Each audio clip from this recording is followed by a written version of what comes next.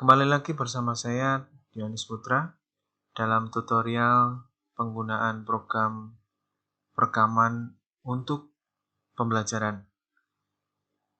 Di video sebelumnya sudah saya jelaskan bagaimana cara menginstal program ini secara full version, sehingga kita bisa memaksimalkan dalam penggunaannya. Nah, kita langsung saja bahas untuk program ApoRec. Ini adalah tampilan awal program ApoRec. Nah, kita langsung saja untuk membahas apa saja yang ada di dalamnya. Ini adalah simbolnya untuk program software ini. Kemudian di sini ada account, ada hub, dan setting. Setting di sini digunakan untuk mengatur semua yang ada dalam program ApoRec. Nah, sebelum saya masuk ke dalam perbagiannya, sebenarnya ini sangat mudah sekali. Ketika nanti kita akan melakukan perekaman, kita tinggal klik di bagian di sini.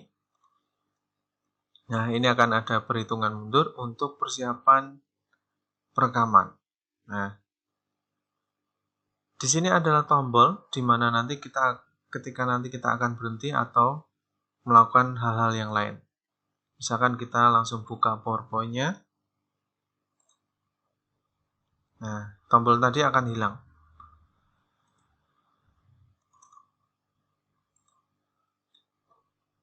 Nah, seperti ini. Nah, kemudian ketika misalkan kita sudah selesai melakukan perekaman, kita langsung stop dulu untuk videonya. Nah, hasilnya akan langsung tertampil di sini. Kita bisa langsung buka perhitungan mundur untuk persiapan perekaman. Nah, ini hasilnya. Di sini adalah tombol di mana nanti ketika nanti kita akan berhenti atau melakukan hal-hal yang lain. Misalkan kita langsung buka PowerPoint-nya. Oke. Nah, tombol tadi akan hilang. Sudah jadi sebenarnya sesimpel itu. Tetapi kita ingin mencoba sebenarnya apa saja yang disediakan oleh program ApoRec. Karena banyak sekali program perekaman yang lain yang juga bagus juga, tidak kalah bagusnya. Tapi kita akan lihat apa saja yang diberikan oleh program ApoRec ini untuk perekaman. Kita lihat di bagian di atas ada back. Di sini digunakan untuk memilih perekaman jenis apa yang akan kita lakukan. Record screen, record audio, record webcam, atau record game. Nah, untuk video tutorial kali ini saya akan bahas untuk record screen dulu. Nah, kita kembali ke sini. Sebenarnya di sini juga ada tombol langsungnya juga sudah disediakan di sini. Jadi kita tidak usah back. Yang pertama adalah tampilan tombol untuk full screen, select region, atau fixed region, lock window. Nah, di sini digunakan untuk memilih kualitas atau batasan dari tampilan yang akan kita rekam. Nah, pada umumnya, pada biasanya, ketika kita tidak mau melakukan pengeditan di bagian ini, dia akan mengatur otomatis yaitu di ukuran 1360 kali 768. Kalau kita tidak mau ambil pusing, ya tidak usah diedit di bagian sini. Kemudian tombol yang kedua digunakan untuk pengaturan input mic-nya. Jadi ada beberapa pilihan di sini. Kalau biasanya default atau yang langsung kita bisa gunakan, dia akan dicentang di bagian System Sound and Microphone. Kemudian ini di sini juga ada webcam. Karena kali ini webcam saya sedang rusak, jadi ini tidak bisa diaktifkan. Tapi sebenarnya ini sama seperti di bagian sistem mic. Di sini juga nanti ada beberapa pilihan webcam yang mana akan kita gunakan. Selanjutnya di sini ada tombol rekam. Jadi ketika kita akan mulai perekaman, kita tinggal klik tombol ini dan perekaman akan dimulai. Terus selanjutnya di sini ada video list yang tadi kita lihat. Di dalam video list ini ada dua tombol. Yang pertama ada video dan yang kedua ada screenshot. Tombol untuk video ini untuk menunjukkan hasil rekaman yang sudah kita buat. Ini ada dua rekaman yang sudah saya buat tadi. Ini uji coba yang pertama, yang ini uji coba yang kedua yang barusan saya putarkan. Kemudian di bagian screenshot, ketika kita melakukan perekaman, kita juga bisa mengambil gambar atau men-screenshot dari tampilan layar yang tertampil di layar kita. Jadi tidak usah menggunakan bantuan program lain, kita bisa langsung menggunakan ApoWrite juga untuk melakukan screenshot-nya. Kembali di video, di dalam video di sini juga ada menu-menu, ada beberapa menu lagi. Yang pertama di sini untuk melihat hasil dari rekaman yang kita buat. Jadi ini tinggal diklik saja, kita aktifkan video mana yang mau dilihat atau di preview, kita kemudian klik di bagian di sini. Dia akan langsung membuka video yang tadi kita buat. Kemudian di sampingnya di sini ada kompres. Jadi program ApoWrite ini disertai fasilitas kompres yang fungsinya untuk mengecilkan mengecilkan kualitas video yang kita rekam atau yang kita buat. Sehingga ketika nanti kita share ke orang lain, itu kapasitasnya tidak harus kita buat lagi supaya untuk menyesuaikan program yang kita gunakan untuk meng-share. Jadi di sini digunakan untuk mengecilkan kualitas dari video rekaman yang kita buat. Kemudian di sini ada juga diberikan fasilitas editing. Ketika kita lihat seperti ini, nah ini juga bisa langsung juga untuk dilakukan proses editingnya. Jadi misalkan ini saya potong sampai dari sini, saya potong ke sini, kemudian kalau saya play berarti dia langsung mulai dari titik awal yang sudah saya atur. Jadi mulai dari sini, bukan dari sini. Ya, lanjut. Kemudian ini adalah perhitungan durasinya 1 detik. Kemudian di sini ada pilihan untuk playback speed.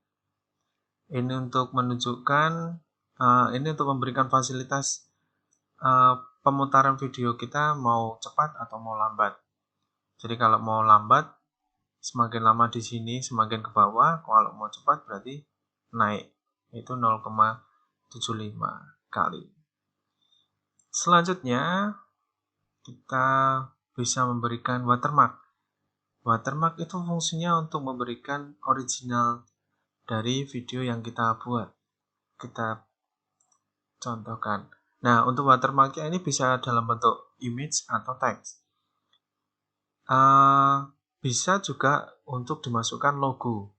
Bisa logo sekolah atau logo yang kita buat sendiri. Nah, itu bisa dimasukkan. Atau dalam bentuk teks atau tulisan. Kita coba image-nya dulu. Kita coba misalkan ini aja. Nah, ini di sini. Ini logo kita. Atau image yang kita masukkan. Kemudian untuk teks, kita bisa langsung masukkan di sini. My video. Kemudian di sini ada pilihannya juga, cukup lengkap. Tergantung dari komputer Bapak Ibu.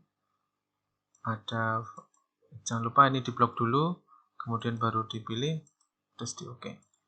Oke, nah ini hasilnya untuk watermarknya. Ini bisa kita masukkan di mana. Nah, itu untuk pemberian watermark. Kemudian di sini ada pilihan untuk memberikan intro dan video outro. Fungsinya video intro ini sebagai pembukaan. Jadi kita bisa memberikan judul dari video perekaman yang kita buat di sini. Tapi sepertinya di sini tidak ada pilihan untuk mengganti background-nya atau mengganti bentuk tulisannya. Jadi langsung otomatis diberikan oleh ApoWrite-nya seperti ini. Begitu juga dengan video outro. Jadi ketika nanti video kita sudah selesai, ini akan tertampil. Ini bisa kita tuliskan terima kasih sudah menonton. Dan untuk penggunaan kata di sini juga dibatasi. Kita coba. Terima kasih. Nah, ini sudah sampai segini. Hanya ada 1, 2, 3, 4, 5, 6, 7, 8. Ada 17 kata yang bisa kita. Ada 17 huruf yang bisa kita gunakan di sini. Jadi tidak bisa banyak-banyak. Itu kemudian selanjutnya ada Advanced Editor. Kita klik dulu. Kalau ini dia langsung masuk ke website dari Upperware Soft-nya. Kita tidak usah mengedit bagian sini. Kemudian yang terakhir ada export. Nah, ketika nanti proses pengeditan video dari perekaman kita sudah selesai, kita langsung export video kita supaya bisa kita share ke orang lain. Nah, pilihannya ada cukup lengkap. Tinggal nanti kita membuatnya untuk kualitasnya, jenis videonya seperti apa. Biasanya sih pakai MP4. Nah, kita beri nama coba 1. Kemudian jangan lupa untuk meletakkan di mana programnya.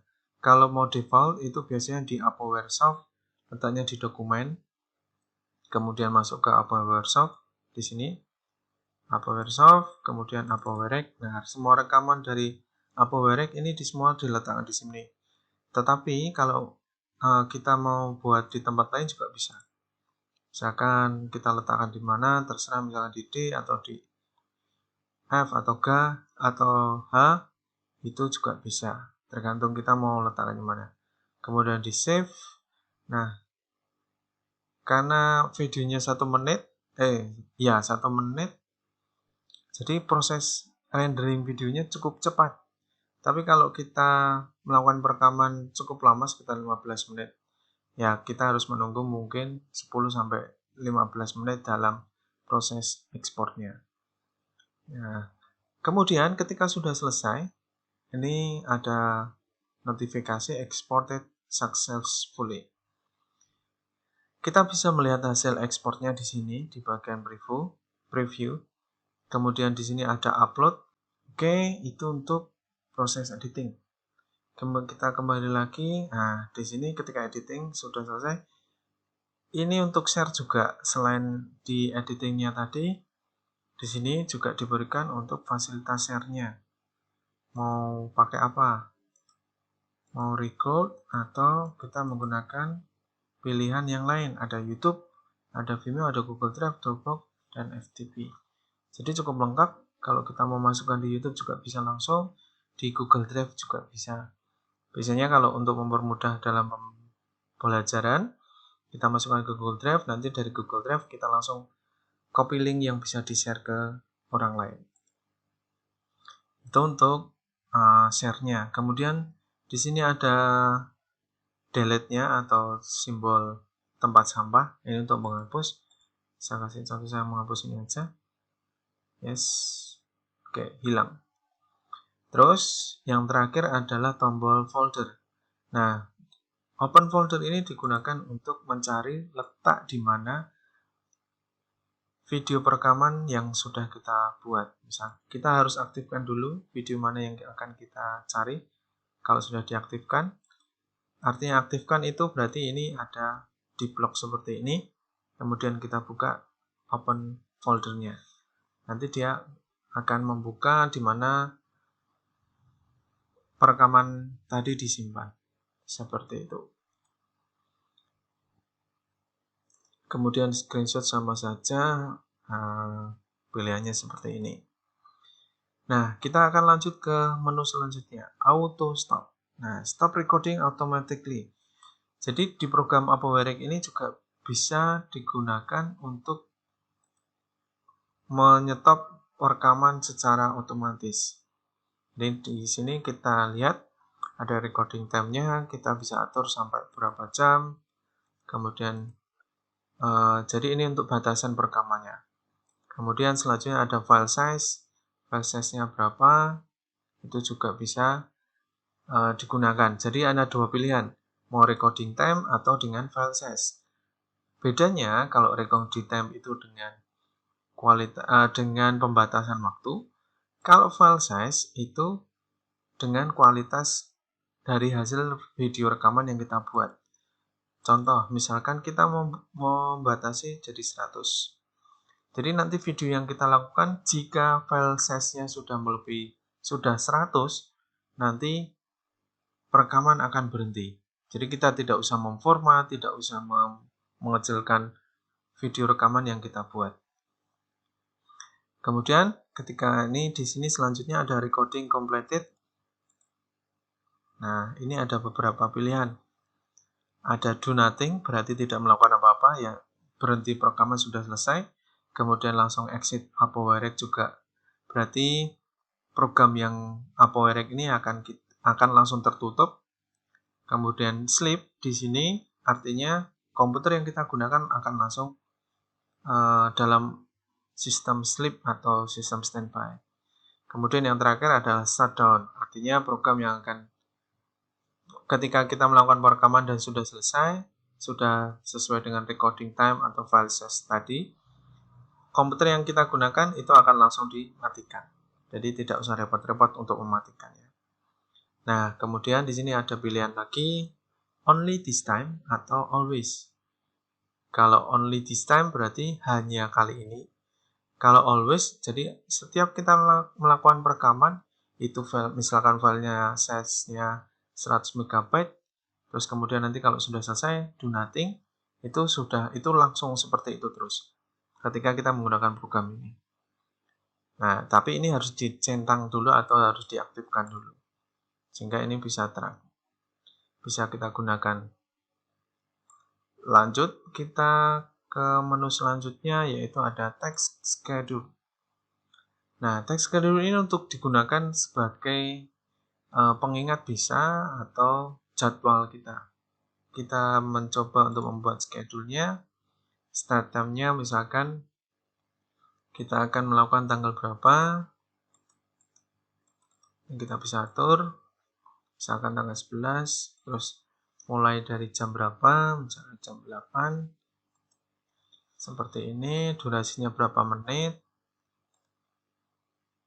Kemudian di sini ada tombol lagi, mau diulang, repeat time 10 menit, atau stop recording manually. Kemudian ada stop time. Jadi ada pilihan durasinya mau 10 menit, atau kita bisa buat untuk pengaturan pemberhentiannya dengan menggunakan waktu. Misalkan ini saya 11, kemudian di sini saya berhentikan pukul 9.09.00 seperti ini. Dia otomatis nanti akan berhenti.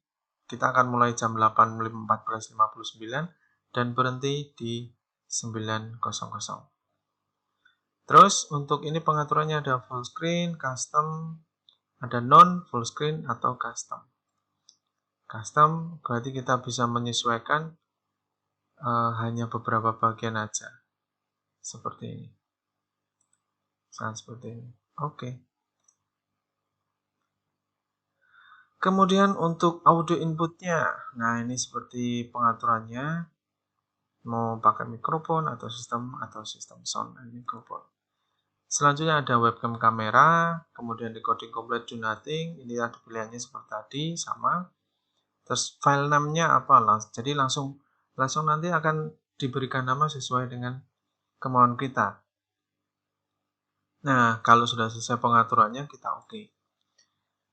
Otomatis nanti ketika jam ini mulai, ketika komputer kita sudah hidup, dia akan langsung melakukan perekaman tanpa kita harus membuka program ApoWrite ini. Jadi